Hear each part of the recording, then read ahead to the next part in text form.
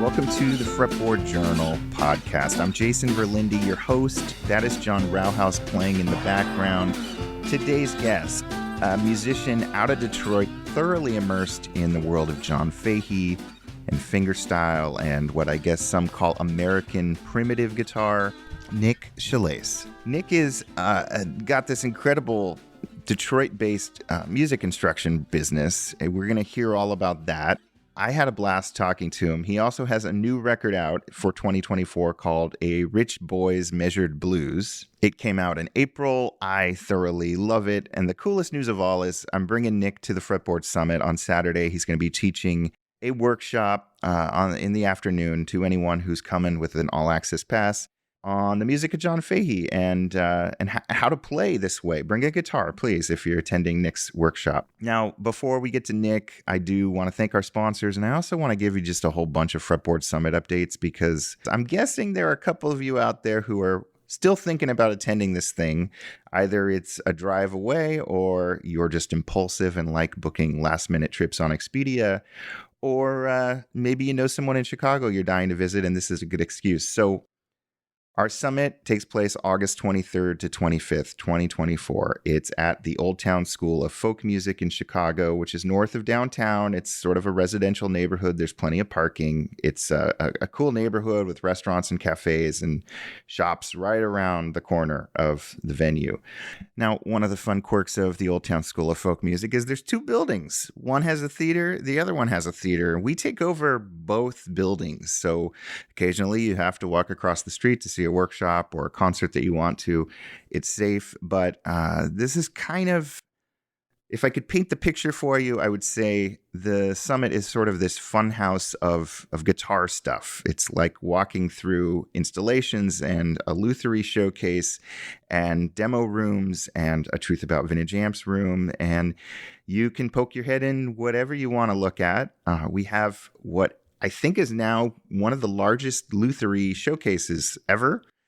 80 exhibitors, including some big names like Martin and Collings and Chase Bliss and Jay Chess, as well as these luthiers we celebrate in the pages of the Fretboard Journal who build 10 or 15 guitars a year, one at a time. Folks like Jason Kostel and Megan Wells and Paul Wolfson are all coming to the Fretboard Summit to showcase guitars that in many cases no one has ever seen before. It's a pretty magical thing. So if by some odd chance anyone out there wants to nab a last minute ticket, we do have 3-day passes still available. Those enter you to win, I haven't even mentioned this, the coolest instrument that you will ever win. The odds are truly incredible. It's like 1 in a few hundred. This instrument we're going to be showing on our Instagram page, but it is worth several $1,000s. So somebody's going to walk away with a great instrument just by signing up for the Fretboard Summit and hopefully having a blast. I'm going to go through some announcements. Some truly cool stuff is happening that has been brewing, and I am really excited. Now, the coolest thing of all is Nick is one of dozens of Fretboard Journal podcast guests who will be at the summit teaching and or performing. So you've heard these people in your earbuds. You've listened to their stories. You would be able to see them up close and in person. And everybody from Craig Korth, who talked about overcoming focal dystonia through psychedelic therapy, Sophia Wolfson, who we just celebrated on this show, R2R Electric, G. Weller, the most confusing and amazing podcast we've ever put out. G. Weller tells me he is going to be performing Saturday night. If that doesn't sway a few of you, nothing will. Matt Kohler from Gibson Guitars is now going to be doing a talk on the connection Chicago has had to Gibson's evolution over the years in terms of their offerings, their effects pedals, all sorts of fun stuff. And of course, former podcast guest Josh Scott is going to be leading the Fretboard Summit Science Fair, which has snowballed into this amazing thing. I'll be honest, the Science Fair was really just an opportunity to showcase what Duncan Price is up to, another former podcast guest here, the mad scientist from the Upper Peninsula of Michigan. It snowballed into this beautiful thing. I've got submissions from people who are coming just for the Science Fair this year. And obviously, if anybody at the summit has a late-breaking invention or has just not gotten to me yet, you can still enter day of for that. It's just one of the cool things I love about this event. We're trying to bring fun into a guitar show. I want it to feel like summer camp. I want there to be fun jams erupting at every corner. And I think we're going to pull that off. So again, if anybody wants to come, you can stay wherever you want in Chicago. I'm not affiliated with any hotel or anything. I don't care where you stay. You could stay in Evanston, Illinois. It doesn't matter. But from 10 a.m. till around 11 p.m. every night, we will have you covered with stuff to do. Obviously, you don't have to stick around that whole time, but many do. Most do, I would say. Who else? Molly Miller is coming to the Fretboard Summit this year. She's going to be performing with Andy Powers of Powers Electrics. Jake Eddy is playing Friday night. If anybody is into the world of bluegrass music, he's doing a special thing with Jordan Tice and Fretboard Journal contributor Cameron Noller, the same Cameron Noller who just wrote about Peter Rowan in our 54th issue. So I'm going to wear out my voice if I explain to you all the updates, but let me just tell you, there's a lot going on. There are going to be a lot of familiar faces and voices if you are a longtime listener of this podcast, and it's just a cool way to hang out with these people from the industry who, honestly, I can't think of how else you would ever hang out with them all together. If you love the idea of it, please come. If you can't make it this year, hopefully 2025 will be more convenient for you. And I'll do my best. Mark my words, I will do my best to record as many of these and film them so that we can share them on the podcast as well as our YouTube channel for anybody who wants to check them out. Our podcast is brought to you, as always, by a handful of brands that love what we are about. They are Mike and Mike's Guitar Bar here in Seattle, Washington. mmguitarbar.com is how you follow them. They have a YouTube channel you should all be subscribing to. A cool repair shop, one of the best repair shops in all of Seattle if anybody needs any work done on their guitar. And one of the coolest Instagram feeds around. So please follow them. Tell them the Fretboard Journal podcast sent you. Stringjoy Strings is still offering you all 10% off of your first order. All you got to do is use the discount code Fretboard when you check out. That same discount code Fretboard will get you $20 off of any annual subscription or your first month free over at Peghead Nation, which is the coolest roots music portal around. So many former Fretboard Journal podcast guests and subjects teach for it, whether you want to learn acoustic guitar, mandolin, fiddle, banjo, you name it, there's something there for you. I have learned so much from Peghead Nation over the years, and you can too.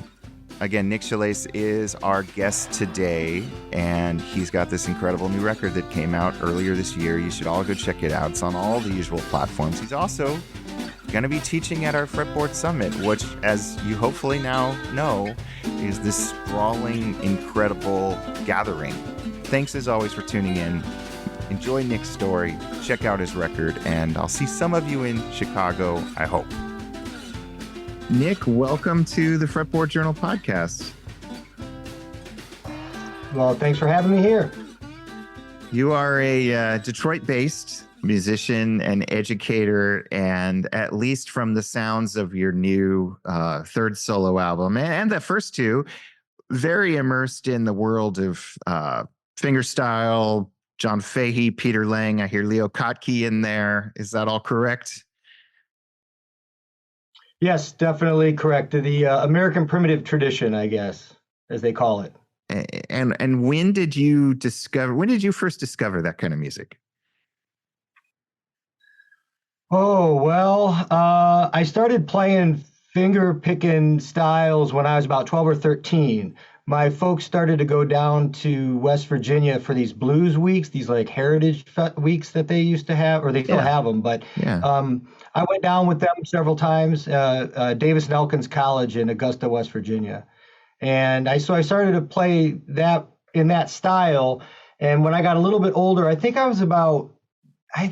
they reissued those Tacoma recordings of Fahey on CD. Fantasy did, I think, in like the early 90s. So that's when I was working at a radio station, and the music director said, "Here, I think you really like this." And it was the first Fahey record. And I think I was maybe 20 or 21 or something like that. And so it just, like everybody else, it just changed my perspective completely. Yeah. Was there anyone at the camp who was teaching or playing this kind of music? Did you run into Roy Bookbinder or any of those folks? Yeah, I took classes with Roy Bookbinder, John Cephas, John Jackson, Sparky Rucker.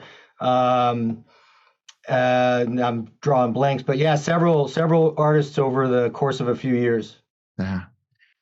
And you ended up, I think it's on your website, writing a whole dissertation on Fahey.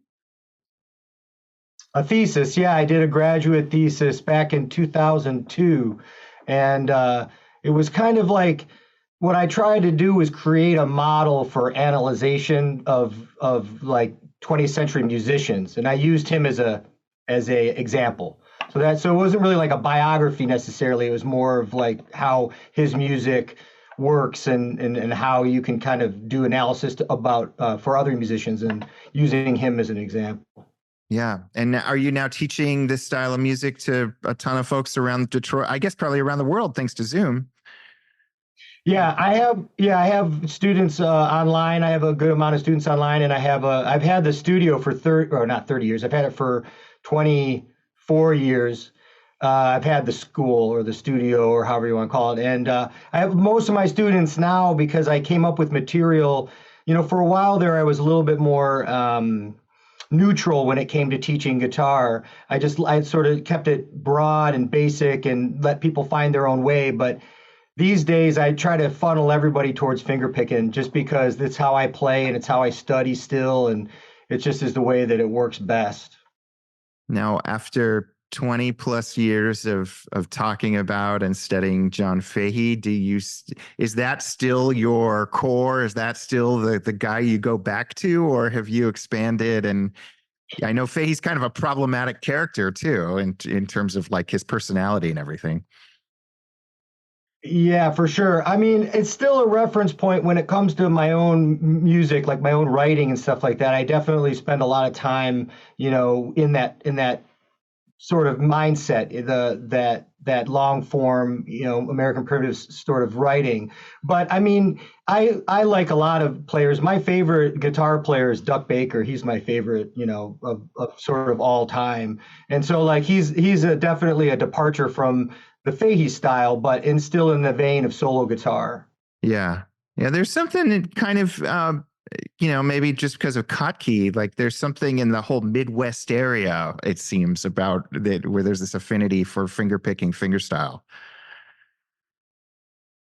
Yeah, Minnesota has a lot of guitar players of that style, like with Kottke and Lang, and Tim Sparks is from Minnesota, and there were other players too. And yeah, I don't know why, but that's I've wondered the same thing. But I'm kind of the only Detroit guy, so Are I you? don't know. Let's talk a Well, little bit there's of, other players out there, but yeah. yeah. Let's talk a little bit about Rich Boys Measured Blues, the new album. First off, let's just start with this. What guitars are actually on this record? That's a question I had. Yeah, I have two vintage Guild 12 strings that I used. One a 212 XL, which is like a mahogany, and then 512, which I bought off of Glenn Jones actually, and that's like a rosewood. And it's a beautiful guitar. They're both beautiful guitars. And then on the six string stuff, I ended up using my old D35 that I've had since I was 17. So that's going over 30 years now, and it just worked best for the six string tunes, the few that I did on there. So that's all I use, those three. Nice. And how did you record this? Was there a thought behind this record, kind of a theme or anything? No, it was time for me to do another one. It just felt like time. And I had a very close friend, actually, the aforementioned Glenn Jones said, "You're due." There was a festival down in Tacoma Park that was like a Fahey sort of esque festival like a few years back. And I remember him saying that to me there. He's like, "You're due for another record, you know?" And I thought, yeah, and I had the material, but I just wasn't sitting down and getting it done. And so finally, what I did, I recorded it down here. I made a little room out of blankets, and I bought a nice ribbon mic, and I just went for it. So that's how I did it this time. What kind of mic did you buy? I bought an AEA R88, a big stereo capsule. and ribbon mic, and it worked great. I used a couple of small condensers too. I think I used my Octavas. I can't remember, and that was so I sort of had those different sources going. Yeah, I love it. And there's one track in particular that I just completely fell in love with, Exponential Love. Like, what's going on there? What's the story behind that track? Well, I mean, the joke I've made a little bit is that I have had there's like two love songs on that record. It's not something I usually, gravitate towards subject wise, but I've had kids, the last several years. I had a couple of kids, and, I just sort of wrote that about falling in love and then actually, having a child and having another child and just sort of like growing that love from the initial, meeting of my spouse, my wife. And yeah, so I don't know. It just sort of it rang out to me when I was playing that one. That's the feel that it had. So I tried to stay with it as much as possible. That's a good one. Yeah, no, it's so nice when there's like a sweet finger style song that's less maybe blues. I don't know. Sometimes I know everybody wants to go to the dark and the old like haunting Fahey stuff, but it's kind of nice when there's a just beauty. Yeah. And my friend had said something about the last track on the record, which is one of those minor brooding type tracks. He's like, yeah, I've kind of been there, done that before. I didn't need to really hear that. I was like, oh, good thing there's other songs on there. Now, did I read that you're also in like a trad jazz band too?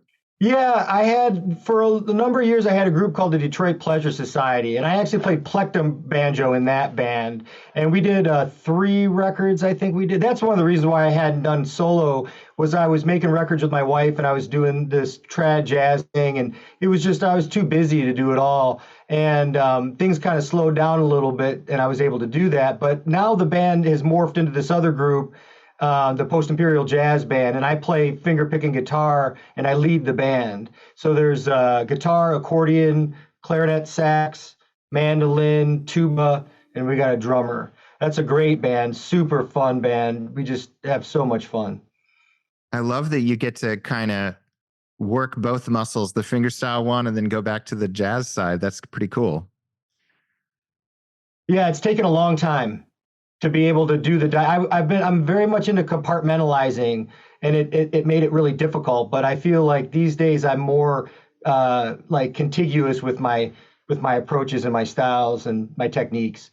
It's taken a long time.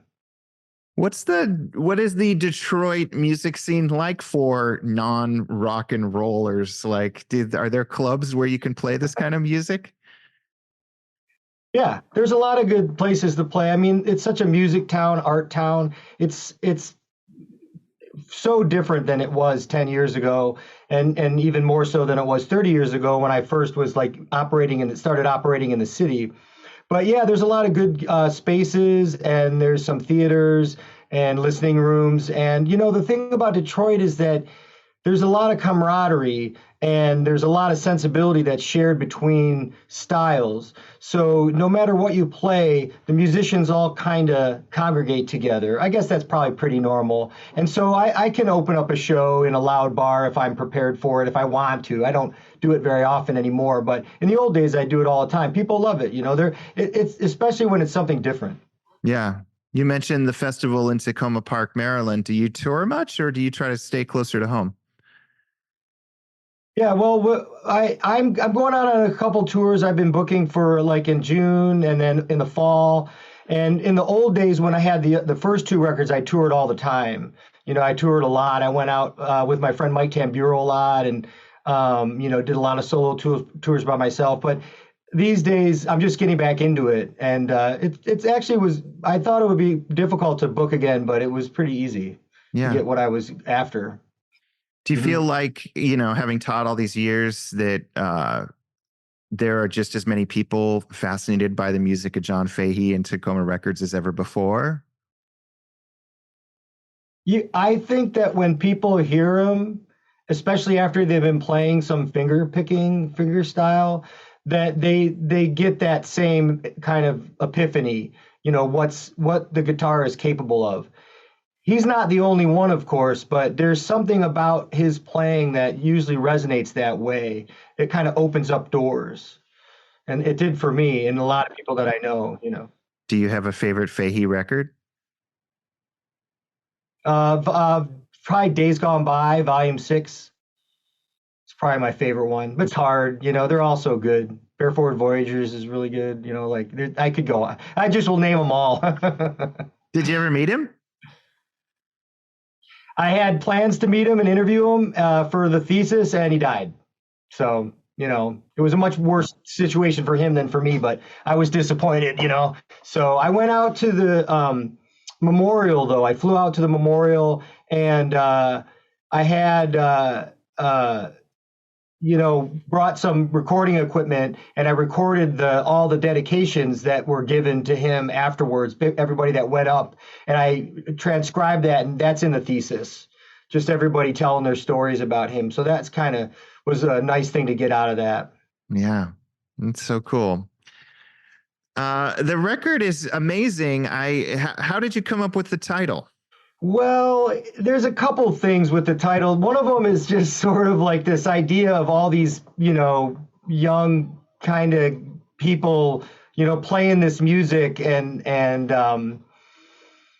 it's just I'm trying to say it in a way that's not critical or anything like that, but just like the idea that you know, you can still inhabit a space despite what your situation is. So like a lot of people have good situations in their lives, but you know, you still have these conflicts that you have to deal with and these situations that arise, and you kind of have to, you know, go through them. That's the measured blues idea, you know, that even a rich boy has the blues, you know, sort of thing. Yeah. I don't know if I'm explaining it quite right, but that's sort of how I look at it. Yes, I mean, relatively speaking to the blues pioneers, most of us are pretty well off, at least. Yeah.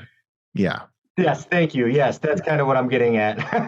I mean, that brings a good question for folks who get enamored with the music of John Fahey and want to go backwards. I mean, you've obviously studied this music and know it inside and out.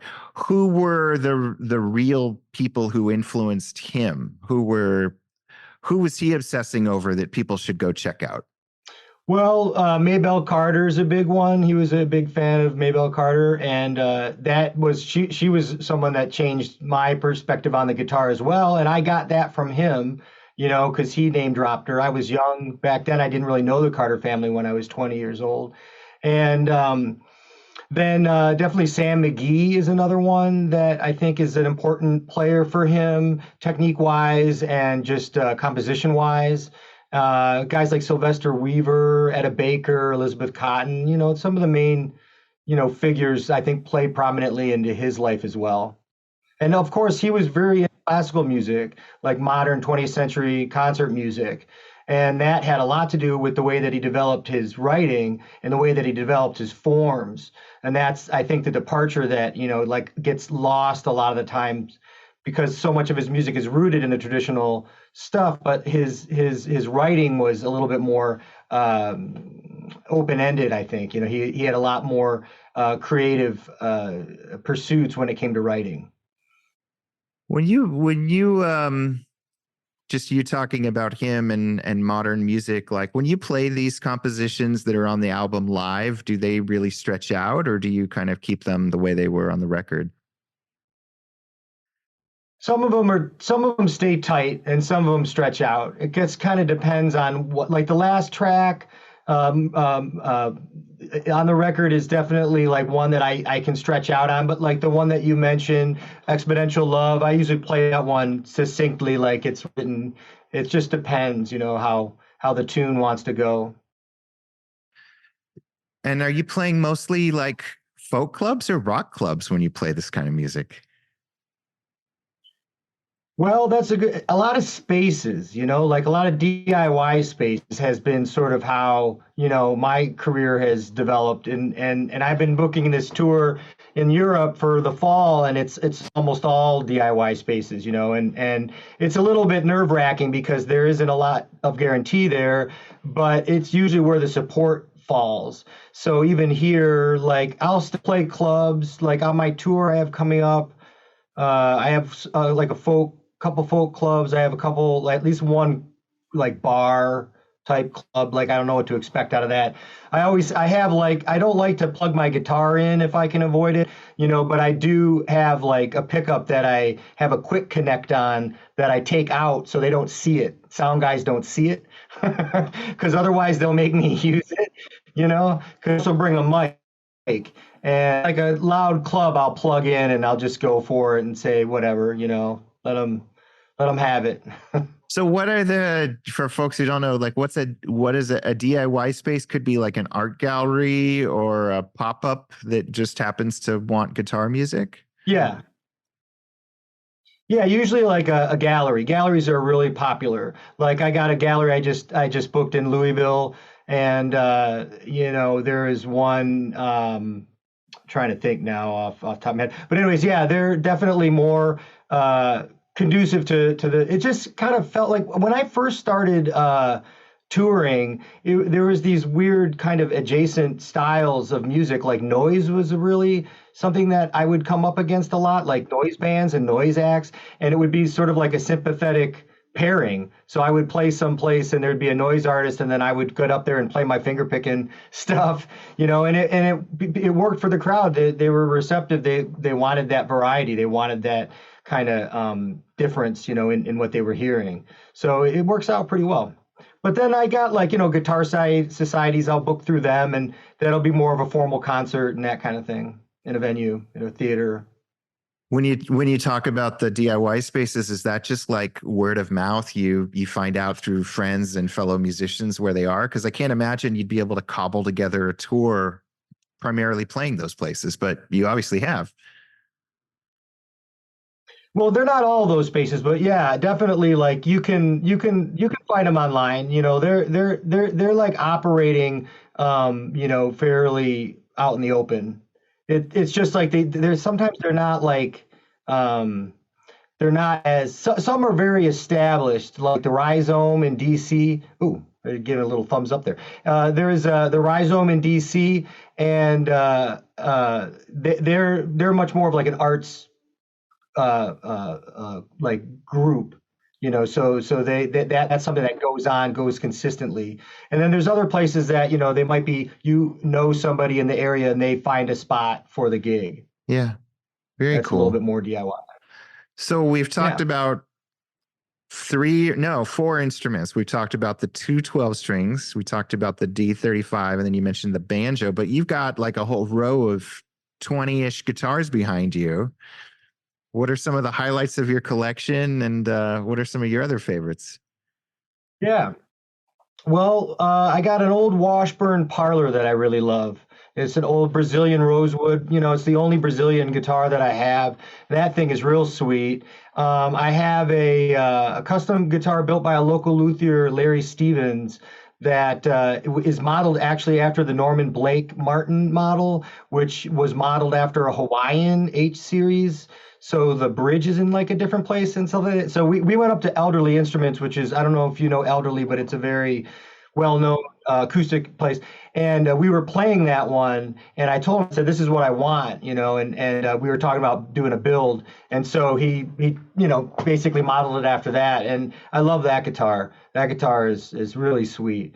And I got some old Gibsons from the 60s, some electrics, like an old 68 SG, and I had a 66 335 until very recently I traded it for some other stuff. But yeah, I mean, I try to keep it contained to what you see behind me. And so like I don't have a lot of room left. I have to get rid of something in order to like bring something else in.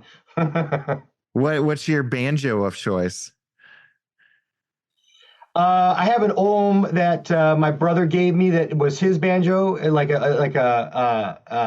a closed back, and then I have a Bart Ryder special that's my open back that I really really like. I also have an old what is it, a BT or a BG? It's the old Gibson. It's like a 1926 string, and it has like a 14-inch pot on it. That thing's amazing.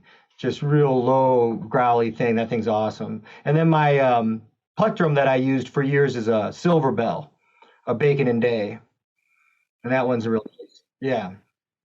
Are you able to shift between banjo and guitar pretty easily at this point? Not really. I mean, like, I mean, I was when I started playing the clawhammer banjo as kind of just something to sort of distract me from the guitar. That's going back, I don't know how long ago that was, 20 years probably. And like I remember my friend said, you know, the problem is you need a hobby. And I said, I picked up the banjo. That's my hobby.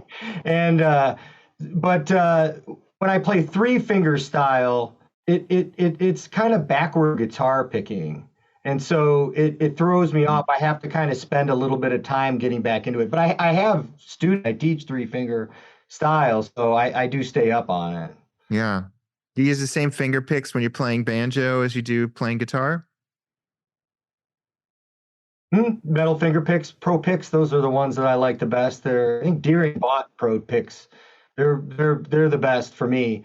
And I use on the guitar, I use three fingers and a thumb.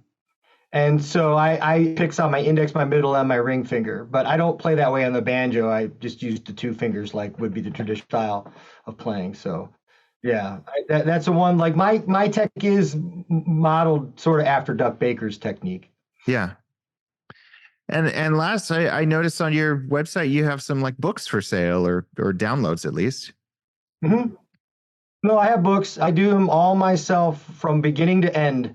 I have like a puncher, and then I have a binder, because I have the school, so the books sell through the school. So I have like a beginner guitar book, and then I have a finger picking primer book, and then I have a finger picking book one, volume one, which is kind of like my baby, that book, and then I have two other ones, like a blues improv book and then a fiddle tune book. And the finger picking volume one is designed to show how to arrange off of lead sheets instead of just doing arrangements, like playing arrangements.